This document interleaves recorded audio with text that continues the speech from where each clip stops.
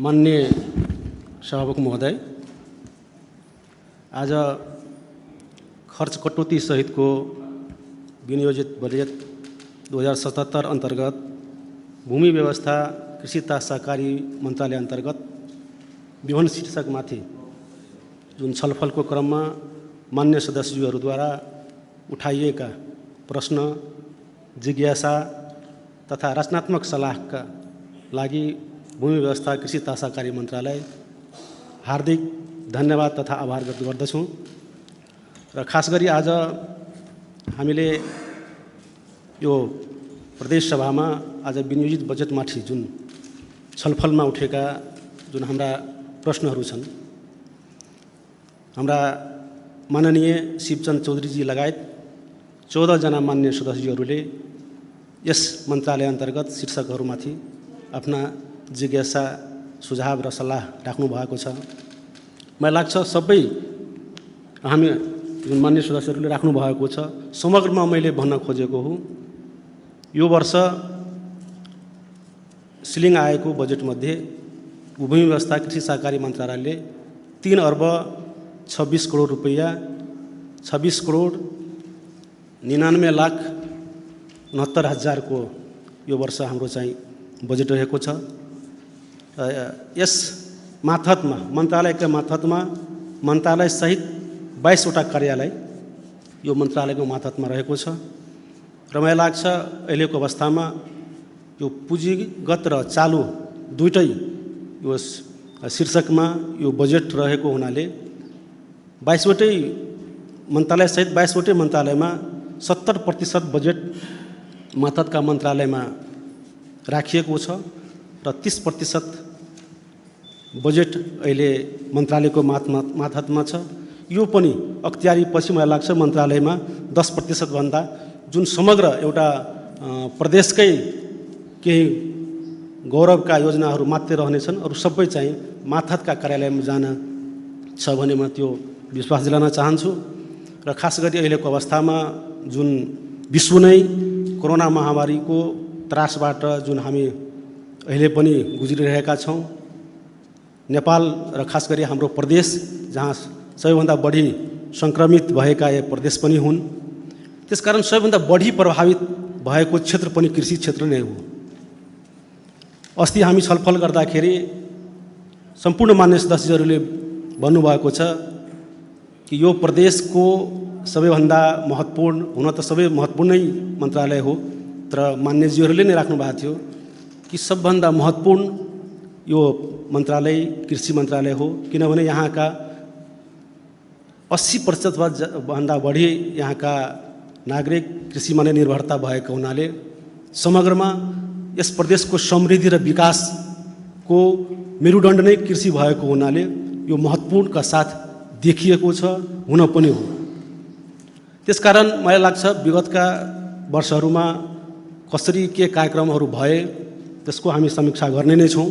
र यो अहिलेको बजेटमा खास गरी कोरोना लक्षित पनि आफ्टर कोरोना पछि हाम्रो के हुने हो भने समग्र चासोको विषय, दुनियाँको विषय नै चासोको विषय र हाम्रो स्वाभाविक रूपमा यो प्रदेशको समग्र नागरिकको विषय पनि हो। त्यसकारण अहिलेको अवस्थामा यही वर्ष प्रदेश सरकारले कृषि क्षेत्रमा खास गरी कोभिड-19 पछि जुन लकडाउन भयो, त्यो लकडाउन अवधिभित्र प्रदेश सरकारले यहाँका किसानहरूलाई मार्का बुझी प्रदेश सरकारद्वारा जुन अहिले राहत र अनुदानका कार्यक्रमहरू चलाइएको छ, म सम्मानित सदनमा सभामुखजी मार्फत जानकारी पनि गराउन चाहन्छु कि यो राहत र अनुदानका कार्यक्रम अहिले यो प्रदेशमा 8 वटै जिल्लामा 80,000 आवेदन आएको छ, 8 वटै जिल्लामा। र मलाई लाग्छ यो हामी जुन निर्देशिका बनाएका छौँ राहत र अनुदानका, जुन कृषि प्रयोजनमा लिएका ऋणहरू, जुन यो लकडाउन अवधिभित्र यहाँका किसानहरू जुन ऋण लिइराख्नु भएको छ, चाहे बैंक हो, सरकारी बैंक, निजी बैंक या सहकारी लघु वित्त सङ्घ संस्थाहरूबाट जुन ऋण लिनुभएको छ, 5 लाखसम्मका ऋण लिएका किसानहरूलाई 12% सम्म 4 महिनाको जुन ब्याज प्रदेश सरकारले तिर्ने गरी जुन हामी निर्णय गरेका छौँ, त्यस्तै 15 लाखसम्मका ऋणलाई चाहिँ 50% 4 महिनाको ब्याज तिर्दिने, त्यस्तै 30 लाखसम्मका लागि चाहिँ 40% र 30 लाखभन्दा माथि मन्त्रालयको सिफारिसमा मन्त्री परिषदले गर्ने गरी जुन हामीले निर्णय गरेका छौँ त्यो कार्यान्वयनमा गएको त्यो जानकारी गराउन चाहन्छु। अहिले 80,000 आवेदनमा 12 र पर्साबाट हामीले सुरु गरेका छौँ। त्यो कार्यान्वयन भइसकेको छ। 12 मा तपाईलाई सबैभन्दा बढी आवेदन आउने जिल्ला भनेको 12 हो। 19,000 आवेदन 12 मा आएको छ र अहिले जुन हामी त्यहाँ राहत वितरण गरेका छौँ, ब्याज अनुदान 9,000 किसानलाई त्यहाँ हामीले चाहिँ ब्याज अनुदान 9,000 12 का किसानहरूलाई चाहिँ हामी उपलब्ध गराएका छौँ। त्यस्तै पर्सामा चाहिँ 4,465 किसान चाहिँ त्यो सुविधा चाहिँ पाइसक्नु भएको छ।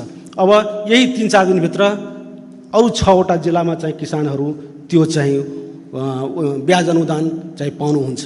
त मैले भन्न खोजेको के हो भने प्रदेश सरकारले किसानको लागि र खास गरी चाहिँ कृषि क्षेत्रमा जो प्राथमिकता हामीले नीति तथा कार्यक्रममा भनेका छौँ त्यो कार्यान्वयन गर्नको लागि पनि यो क्षेत्रलाई हामी संवेदनशीलताका साथ हामी अगाडि बढिरहेका छौँ। त्यस्तै अब हाम्रो मान्य सदस्यहरूले उठाउनु भएको थियो कि अब आउने समयमा स्वाभाविक रूपमा अब विदेशमा जसरी युवाहरू अब फर्किने क्रम जारी छन्, सबैभन्दा बढी युवा आउने भनेको हाम्रै प्रदेश हो, प्रदेश नम्बर 2 नै हो। ती युवाहरूलाई कसरी यहाँ रोजगारी सृजना गर्ने त?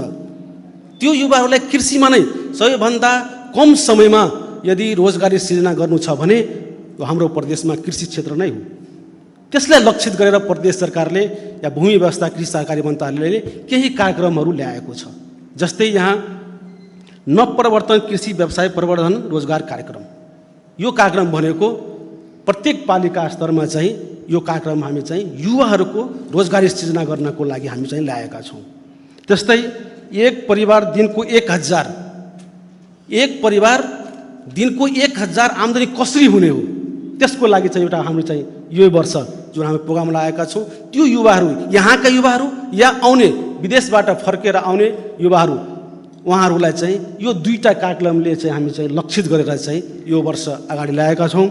खास गरी अहिलेको अवस्थामा मैले भने कि अब आउने जुन हाम्रो चुनौतीहरू छन्, हाम्रो सरकार समक्ष चुनौतीहरू छन्, हामी सम्पूर्ण मान्यहरूको जुन अहिले अब जनप्रतिनिधि जुन हामी छौँ, हामी ज्यादाखेरि भन्नुपर्ने कुराहरू, गर्ने पर्ने कुराहरू भन्दा पनि व्यवहारमा देखाउने कुराहरू यही हुन् कि अब आउने हाम्रो यो रोजगारमूलक कार्यक्रमहरू कसरी चाहिँ हामी चाहिँ जनता समक्ष पुगाउने, त्यो कार्यमा चाहिँ भूमि व्यवस्था कृषि सहकारी मन्त्रालयले धेरै गृह कार्य गरेर चाहिँ हामी अगाडि बढाएका छौँ।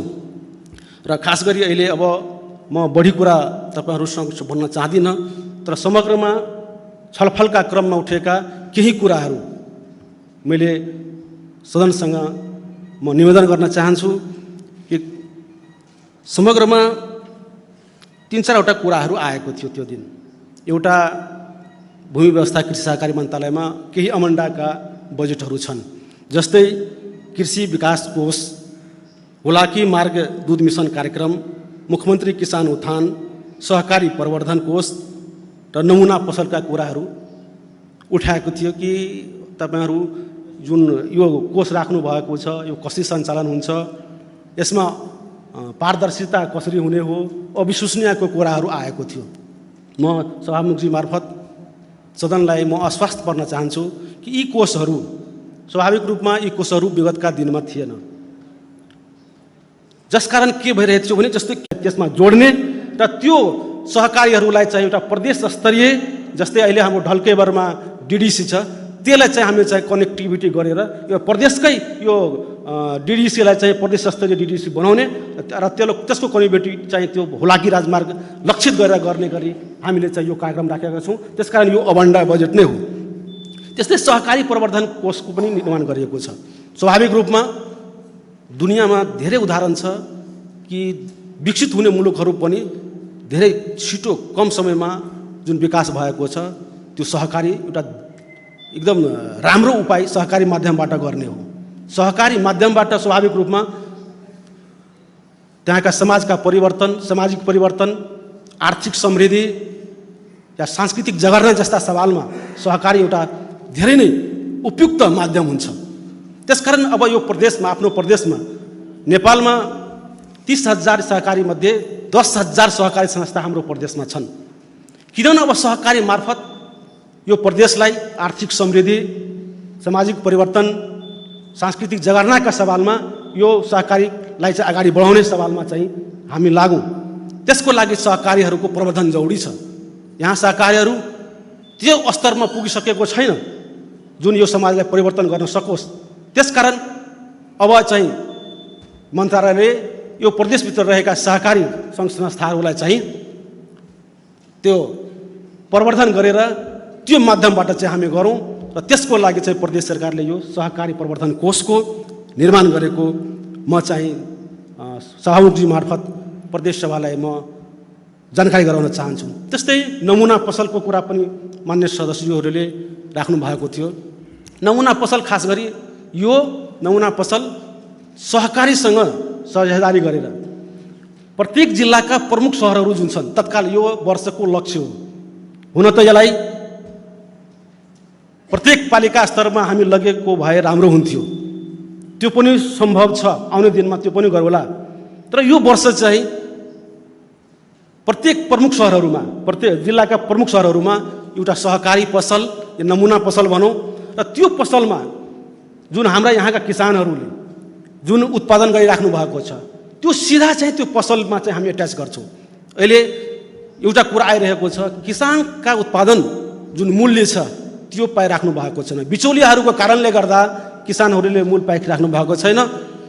त्यसकारण अब त्यो किसानका उत्पादन चाहे जे जुनसुकै उत्पादन हो कृषि क्षेत्रमा त्यो उत्पादित वस्तुहरूलाई चाहिँ पसल, आफ्नो पसल, प्रदेशको सहयोगमा जो सहकारीहरू हुन्छ त्यो पसलबाट चाहिँ हामी त्यसलाई चाहिँ त्यो किसानहरूको उत्पादनलाई चाहिँ त्यहाँ ल्याएर त्यो बिक्री वितरण गराउने, जसले के गर्छ भने मलाई लाग्छ किसानहरूको जुन बिचौलियाहरूले जो खेल्ने मौका पाइरहेको छ त्यसमा मलाई लाग्छ कम हुन्छ। त्यसकारण यो नमुना पसलको चाहिँ यो प्रदेश सरकारले अवधारणा ल्याएको छ। खास गरी मैले अब यो समग्रमा यही कुराहरू मान्य सदस्यहरूले उठाउनु भएको थियो र यो वर्षको कार्यक्रममा अरू कुराहरू मान्य सदस्यहरूले उठाउनु भएको थियो। जस्तै कृषि सडक कुरा गर्नुभएको थियो। निश्चित रूपमा यो वर्ष हामीले गर्न सकेनौँ, तर कृषि सडक अहिलेको आवश्यकता हो। किनभने अब जसरी हामी समय परिवर्तन भइरहेको छ, कृषि सडक नभइकन अब हामीलाई चाहिँ कृषि कर्मको लागि काम गर्न धेरै अप्ठ्यारो हुन्छ। किनभने अब सबै काम यन्त्रले गर्ने हो। अब श्रमको पनि अभाव छ, मजदुरहरूको अभाव भएको हुनाले अब सबै कार्य चाहिँ अब यन्त्रले नै गर्ने हो। त्यो यन्त्र पुग्नसम्मको लागि चाहिँ यो कृषि सडक भनेको गाउँमा बन्ने सडक होइन, हामी चौडीदेखि लिएर मेन सडकसम्म जोड्ने यो सडकलाई कृषि सडक हामी भन्छौँ। र यो वर्ष चाहिँ हामी कृषि सडक पनि यो बजेटमा चाहिँ हामी व्यवस्था गरेका छौँ। त्यस्तै साथसाथै अब अहिले जुन मान्य सदस्यहरूले उठाउनु भएको थियो, सबैभन्दा कृषिमा सबैभन्दा ठुलो कुरा भनेको सिँचाइ हो। सिँचाइ नभइकन कृषिलाई राम्रो परिकल्पना गर्न सकिँदैन, मान्य सदस्यहरूले उठाउनु भएको थियो। स्वाभाविक रूपमा अहिले पनि यो प्रदेशमा 27% कृषि योग्य जमिनमा मात्रै चाहिँ सिँचाइ भएको छ। बाँकी कृषि योग्य जमिनमा अहिले पनि आकाशकै पानीको भरमा चाहिँ हामी किसानहरू खेती गरिराख्नु भएको छ। त्यसकारण सिँचाइ अत्यन्त महत्त्वपूर्ण कुरा हो र मलाई लाग्छ सिँचाइ मन्त्रालयसँग हामी चाहिँ योपालि समन्वय पनि गर्दैछौँ। ठुला ठुला सिँचाइ योजनाहरू त केन्द्रमै छ, सङ्घीय सरकारसँग छ, हामीसँग मझौला र साना सिँचाइहरू छन्। भूमि व्यवस्था कृषि सहकारी मन्त्रालयमा साना सिँचाइहरू छन्, खास गरी साइलो ट्युबवेल लगायतका सानो सानो कुलोपुनीहरूको मात्र निर्माण गर्ने हो। अरू मझौला सिँचाइ योजनाहरू हाम्रो भौतिक मन्त्रालय सिँचाइ मन्त्रालयमा छन्। मलाई लाग्छ योपालि उहाँहरूले पनि योजना बनाउनु भएको छ कि मझौला सिँचाइ योजना खास गरी 8वटै जिल्लामा जो नदीनालाहरू छन्, यस्ता नदीनालाहरू जुन नदीनालाहरूमा 12 मास केही न केही पानी आउने गरेको छ, त्यस्ता नदीनालाहरू पहिचान गरेर त्यसलाई चाहिँ ड्याम गरेर बाँध बाँधेर पानी ड्याम गरेर चाहिँ कुलो पानी मार्फत चाहिँ सिँचाइ गर्ने भन्ने योजना छन्। त्यस्तै अहिले हाम्रो चाहिँ डिप बोर्डिङहरूको पनि यो वर्ष व्यवस्था गरिएको छ। काफी मात्रामा चाहिँ साइलो ट्युबवेलको व्यवस्था गरिएको छ। मलाई लाग्छ यो वर्ष सिँचाइमा चाहिँ केही हदसम्म हामी चाहिँ प्रगति गर्छौँ भने त्यो म सदनलाई सभामुखजी मार्फत म विश्वास दिलाउन चाहन्छु। साथसाथै अहिलेको अवस्थामा कृषि विद्युतीकरणको पनि धेरै आवश्यकता छ। स्वाभाविक रूपमा अहिले सिँचाइको साथसाथै अहिले हामी जति पनि डिप बोर्डिङको कुरा गऱ्यौँ, साइलो ट्युबवेलको कुरा गर्दैछौँ, विद्युतीकरण बिना चाहिँ सिँचाइ सम्भव छैन। किनभने अहिलेको अवस्थामा अब डिजल पम्प सेट ठुलो पहिला पम्प सेट हुन्थ्यो, अब लग्न पनि अप्ठ्यारो छ। त्यसकारण अब विद्युतीकरण अनिवार्य भएको हुनाले यो वर्ष हामी त्यो पनि विद्युतीकरणको लागि पनि हामी चाहिँ व्यवस्था गरेका छौँ।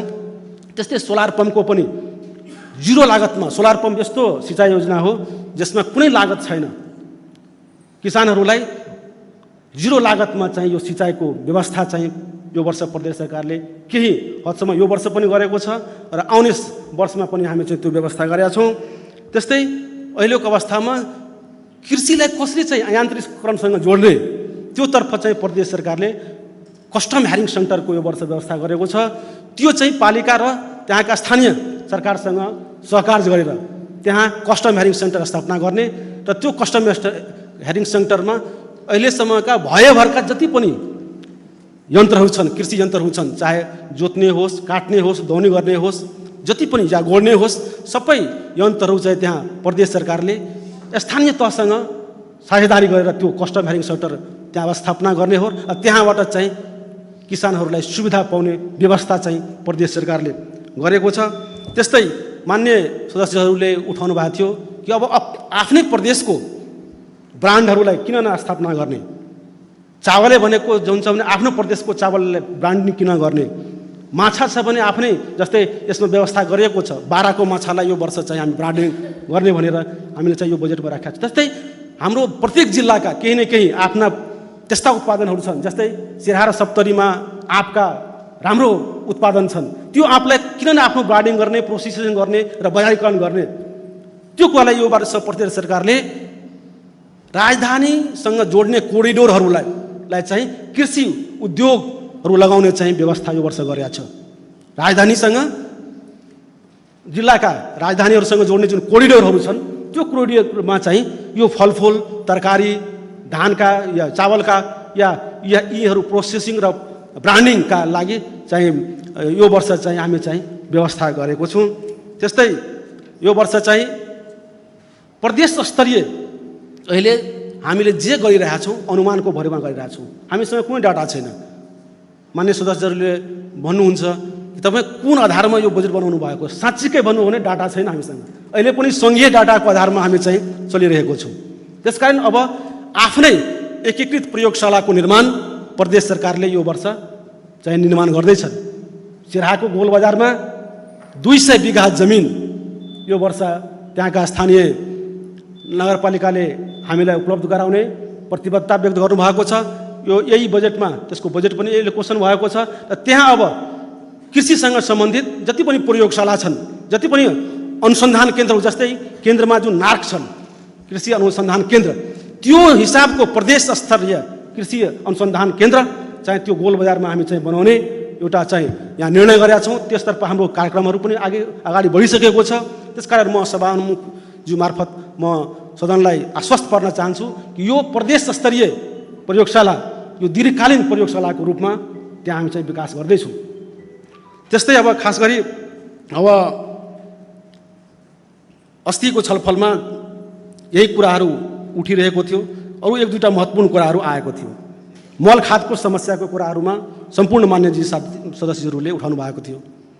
साँच्चै अहिलेको अवस्थामा यो मल खाद हामीले किसानलाई दिन नसक्नु धेरै दुर्भाग्यपूर्ण कुरा हो। आज हामीले भन्नै पर्छ सभाजीको मार्फत, हुन त हामी सबै अवगत छौँ, यो मल खाद खास गरी यो सङ्घीय सरकारको मातहतमा आपूर्ति पनि वितरण पनि प्रदेश सरकारसँग कुनै समन्वय छैन। यो प्रदेशमा कति मल आएको छ, कसरी वितरण भएको छ,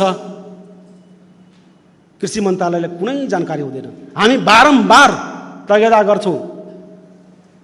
स्वाभाविक रूपमा अहिलेको अवस्थामा यो प्रदेशको सबैभन्दा बढी उत्पादन हुने यो धान यो रोप्नेको समय हो, तर अहिले यो धान रोप्नेको समयमा किसानलाई हामी डिएपी र युरिया जुन अहिलेको सबैभन्दा बढी लाग्ने यो मल छन् त्यो हामी उपलब्ध गराएर सकिरहेका छैनौँ। बारम्बार सङ्घीय सरकारसँग हामी समन्वय गरेका छौँ। सङ्घीय सरकारले आफै पनि आफ्नो चाहिँ समस्याहरू देखाइराख्नु भएको छ। यो देशमा 7 लाख मेट्रिक टनको मलको आवश्यकता हुन्छ लगभग, तर आजसम्म कुनै वर्ष 3 लाख 3.5 लाख मेट्रिक टन मल अहिलेसम्म आपूर्ति भएको छैन। स्वाभाविक रूपमा अभाव हुन्छ, तर जुन मल आउँछ 3 लाख 3.5 लाख मेट्रिक टन त्यो पनि व्यवस्थापन चाहिँ राम्रो भइरहेको छैन। सबैभन्दा बढी खपत हुने यही प्रदेश हो, 2 नम्बर प्रदेश। यहाँको किसान र कृषि कर्म यहाँ बढी हुन्छ, तर अहिलेको यो अवस्थामा 1 लाख मेट्रिक टन चाहियो हामीलाई यो धानको सिजनमा, तर 12-13 हजार मेट्रिक टन अहिले हिजोको मैले सूचना प्राप्त भएअनुसार 13,000 भन्दा बढी मेट्रिक टन आएको छैन। अनि कसरी हामी मल उपलब्ध गराउन सक्छौँ? त्यसकारण हामीले बारम्बार 1 वर्षदेखि हामी भनिरहेका छौँ कि यो मल खादको समस्या यो स्थायी समाधानको लागि अब प्रदेश सरकारलाई नै जिम्मा दिनुहोस् तपाईँहरू। सङ्घीय सरकारले हामी आग्रह गरेका छौँ कि अब यो मलको आपूर्ति र वितरण पनि प्रदेश सरकारले दिनुहोस्। बरु जुन अनुदान तपाईँहरू दिइराख्नु भएको छ सङ्घीय सरकारले, त्यो अनुदान बरु प्रदेश सरकारले आफै तिर्छ र आफ्नो किसानलाई चाहिँ त्यो अनुदान दिएर आफै मल उपलब्ध गराउँछ। त्यो आपूर्ति गर्ने चाहिँ जिम्मेवारी दिनुहोस्, तर आजसम्म हामीले पाएको छैन। तर त्यो जबसम्म हामीले पाउँदैनौँ तबसम्म यस मलको समस्याको समाधान पनि छैन। र त्यसको विकल्पमा हामीले यो वर्ष हामी व्यवस्था गरेका छौँ। मान्य सदस्यहरूले पनि राख्नु भएको थियो कि अर्ग्यानिक मलको रूपमा चाहिँ अर्ग्यानिक मल अब चाहिँ हामी बढीभन्दा बढी या कसरी चाहिँ किसानहरूलाई सचेतना जगाउने त्योतर्फ चाहिँ प्रदेश सरकारले प्रत्येक जिल्लामा चाहिँ 75% को अनुदानमै चाहिँ मल उपलब्ध अर्ग्यानिक मल अहिले पनि उपलब्ध गराइरहेको छ, तर किसानहरू लिइराख्नु भएको छैन। उहाँहरूले के लाग्छ भने यो अर्ग्यानिक मल हामीले प्रयोग गर्ने भए उत्पादनै कम हुन्छ कि, तर त्यस्तो होइन। यो कुरालाई अब चाहिँ हामी सरकारकै तर्फबाट अब एउटा सचेतना कार्यक्रमै ल्याउनुपर्छ कि अर्ग्यानिक मलले उत्पादन कम हुँदैन र त्योतर्फ अब लग्नै पर्छ, उसको कुनै उपाय नै छैन। त्यसको लागि चाहिँ हामी अर्ग्यानिक मलको लागि यही वर्ष अब मल कारखाना पनि निर्माण गर्ने चाहिँ प्रदेश सरकारको योजना रहेको छ, त्यो पनि यो वर्ष हामी गर्ने गरेका छौँ। त्यस्तै एउटा मुख्यमन्त्री किसान उत्थान कार्यक्रम पनि यो हाम्रो यो वर्षको बजेटमा चाहिँ हामीले राखेका छौँ। त्यो मुख्यमन्त्री किसान उत्थान भनेको साना किसानहरूलाई लक्षित गरेर यो कार्यक्रम लागेको हो र यही मुख्यमन्त्री किसान अन्तर्गत कार्यक्रम अन्तर्गत यस प्रदेशभित्र रहेका साना किसान, खास गरी 1 कट्ठादेखि 10 कट्ठासम्मका जुन किसानहरू छन्, त्यस्ता किसानहरूलाई अब अहिले जुन खेतीको समय आएको छ त्यो समयमा चाहिँ मल किन्ने, बिउ किन्ने, सिँचाइ गर्ने समस्या हुन्छ। त्यस्ता किसानहरू या त साप्टी लिनुपर्छ या ऋण कर्जा लिनुपर्छ। त्यस्ता किसानहरूको लागि चाहिँ प्रदेश सरकारले 10,000 रुपियाँ चाहिँ कट्ठामै दिने गर्ने जुन निर्णय गरेका छ, त्यो मुख्यमन्त्री किसान उत्थान अन्तर्गत त्यो कार्यक्रम चाहिँ हामी त्यसै अन्तर्गत ल्याएका छौँ। त्यसमा थप पनि कार्यक्रम हुन्छ। त्यो 10 कट्ठासम्मको कार्यक्रम मात्रै होइन, मुख्यमन्त्री किसान अन्तर्गत तर साना किसानलाई चाहिँ यो लक्षित गरेर यो मुख्यमन्त्री किसान उत्थान कार्यक्रम लागेको हो। र अन्तमा मैले माननीय शिवचन्द्र चौधरीजीले उहाँले जुन राख्नु भएको थियो, केही इन्धनको कुरा राख्नु भएको थियो, यसमा एउटा म निवेदन गर्न चाहन्छु। इन्धन शीर्षकमा पेट्रोलमा लेखिएको छ, तर इन्धन शीर्षक हो, समग्रमा त्यो मन्त्रालयको इन्धन शीर्षक हो, जसमा 30 लाख मान्यजीले भन्नुभएको थियो। त्यस्तै मोटरसाइकलको 15 लाख रुपियाँ जुन मर्मतमा छ, त्यो मोटरसाइकलको मर्मतमा त्यो लेख्न चाहिँ भएको, तर शीर्षक भनेको सवारी साधन मर्मत हो। त्यो सम्पूर्ण मन्त्रालय र माथतका मन्त्रालयहरूको पनि सवारी साधनहरू चाहिँ मर्मतको लागि चाहिँ त्यस्तो राखिएको छ। त्यस्तै करार सेवामा मान्यजीले राख्नु भएको थियो कि 7 ठाउँमा चाहिँ करार सेवाको चाहिँ बजेट राखिएको छ। त्यो निरन्तरता हो, यो वर्षको होइन। अहिले पनि मन्त्रालयमा चाहिँ हलुका सवारी साधनको ड्राइभरको चाहिँ नियुक्ति गरिएको छ। त्यस्तै तपाईँलाई कासाको नियुक्ति गरिएको छ। त्यस्तै स्विपरको, तपाईँको मालिकको, त्यो यो वर्षको होइन, त्यो निरन्तरताको बजेट हो। करार सेवाको पहिलेको जुन नियुक्ति भएको छ त्यसको चाहिँ बजेट मात्रै भएको, यो नयाँ करारको लागि चाहिँ त्यो भएको होइन। त्यस्तै एउटा कुरा आएको थियो कि सप्तरीमा 12 करोड रुपियाँ ज्ञान केन्द्रमा, रौतहटमा 6 करोड या अन्य जिल्लामा 6 करोड 7 करोड। त म निवेदन गर्न चाहन्छु सभाजी मार्फत, यो मन्त्रालयको प्रत्येक जिल्लामा ज्ञान केन्द्र र पशुविज्ञ अस्पतालहरू छन्। 8वटा जिल्लामा 6वटा कृषि ज्ञान केन्द्र र 6वटा भेटनेरी विज्ञ अस्पताल छन्।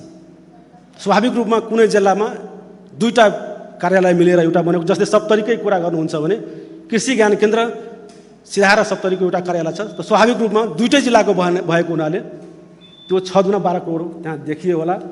त्यस्तै अरू जिल्लामा पनि त्यस्तै छ। तर म विश्वास दिलाउन चाहन्छु कि मन्त्रालयको जुन अहिले विनियोजित बजेट छ प्रत्येक जिल्लामा समावेशी बजेट गएको छ।